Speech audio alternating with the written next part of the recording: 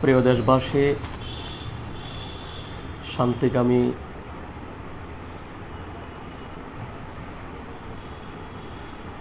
ধর্মপ্রাণ মুমিন মুসলমান ভাই বোনেরা, আমরা আজকে কয়েকদিন ধরে দেখতে পাচ্ছি, বিশেষ করে গত 5 আগস্ট পেশিবাদ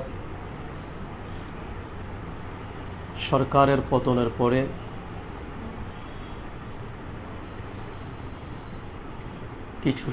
কিছু সংখ্যক মানুষ তাদের ব্যক্তি স্বার্থ হাসিল করার লক্ষ্যে